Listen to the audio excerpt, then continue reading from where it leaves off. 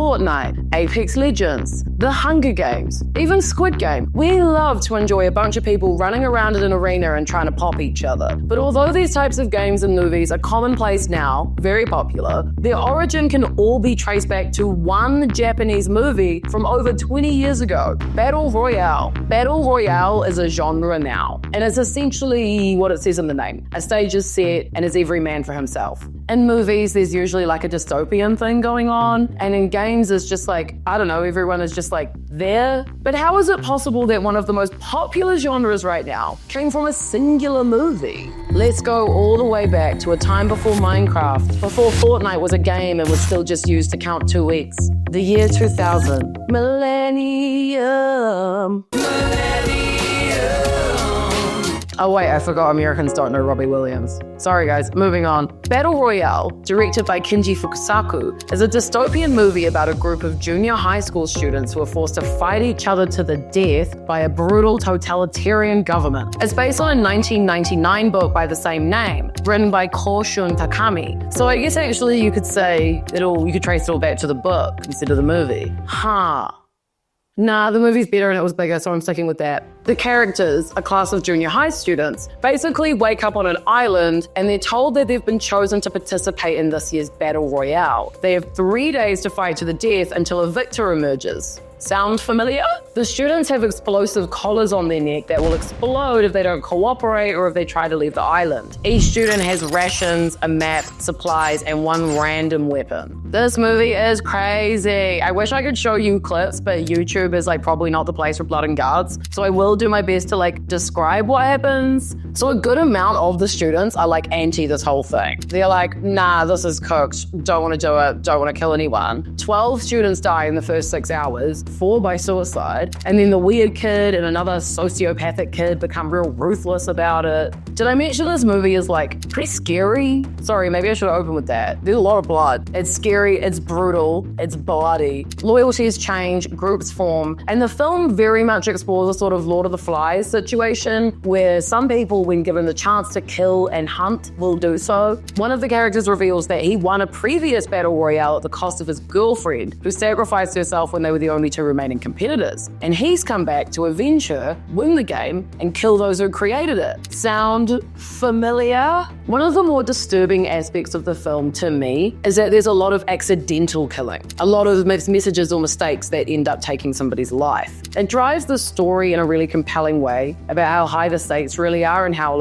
emotionally traumatizing that situation is. While some of the students aimed to hack the system that was controlling the collars, others just went straight in for a bloodbath. They were like, okay, let's do this. And in case you haven't seen the movie, I'm not gonna spoil the ending because it is such a good movie. It's very camp too, lots of blood, lots of dramatic over-the-top deaths and scenarios. It's a great watch, so I won't kill the ending for you, but you should go watch it. The themes explored in Battle Royale are clear. A brute totalitarian government that can do anything, loyalty, courage, kinship, the lengths human will go to in order to protect themselves, the dark thoughts that exist in people, and the idea that watching kids get killed would be a fun watch, and a society that deems that okay is a questionable one. It's an extremist game show which turns our deepest fears into a spectacle. Any dystopian movie, show, or novel will explore similar things. As part of why the genre has become so big, it speaks to our sort of societal fears about the future. So how did this awesome movie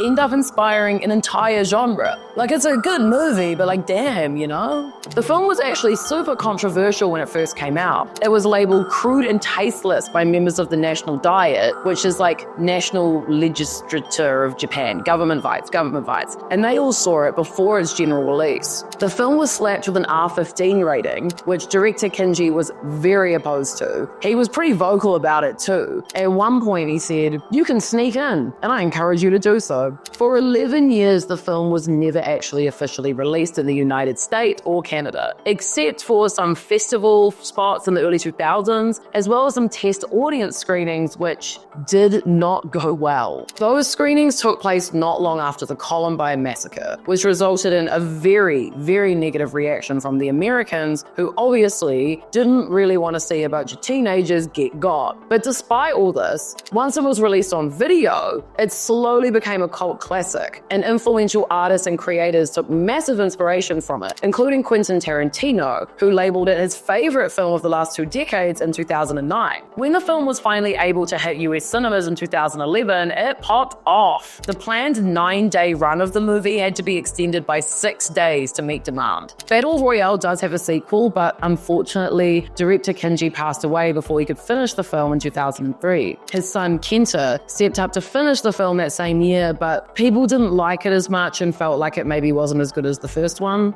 It wasn't just Quentin Tarantino who took inspiration from Battle Royale. The most obvious comparison is The Hunger Games, which employs a similar setup of young people being thrown into an arena to fight to the death in a massive spectacle enjoyed by millions. Hunger Games definitely dives into a more dystopian story. It's less about the kids getting got and more about the reasons why and Katniss's steps to try and make change. It's very clearly inspired by Battle Royale, but it taps into more Western fears and concerns around capitalism, reality TV, and again, spectacle. The success of Battle Royale didn't go unnoticed by the gaming industry too. Developers saw an opportunity to bring the intense, adrenaline-fueled experience of the film to the world of video games. And thus, the Battle Royale video game genre was born. March 2017, Players Unknown Battlegrounds, PUBG, popped onto the scene and introduced players into a massive multiplayer online battle experience. The game's creator, Brendan Green, was directly inspired by Battle Royale and aimed to replicate the tension and excitement from being the last person standing. Like in the movie, PUBG went on to make $80 million in sales, and it made the game's creators very rich. But damn, we really can't talk about Battle Royale gaming without Fortnite, eh? Like, you just can't. Fortnite started as a cooperative survival game, coming out in July of 2017. But by September of that year, they introduced Battle Royale mode, which exploded the game's popularity into the stratosphere. So one of my friends told me that Fortnite directly,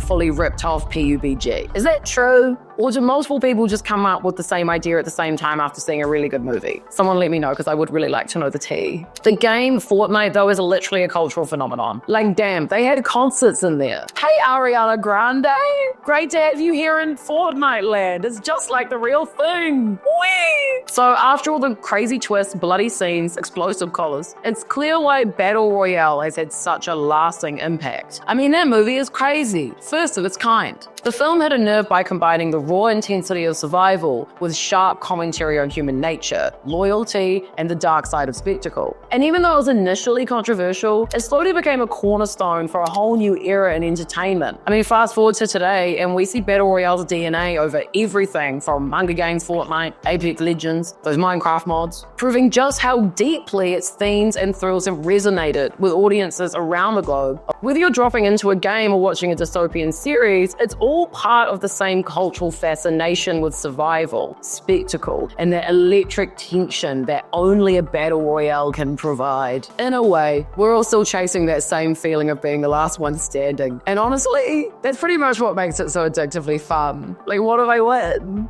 What if I get everyone? What if I'm the one? Don't forget to like and subscribe, everybody. We do 5 videos a week on anything you can imagine, even Fortnite. Do you guys want me to play Fortnite? I've never really played it. I played it a little bit, did some I don't know. I haven't really done much of it, but if you guys want me to play Fortnite, I'll do it. Why not? But if anyone wants me to play Heroes of Might and Magic 3, more than happy to. Not relevant, but more than happy to do that for us, if that's what you guys want.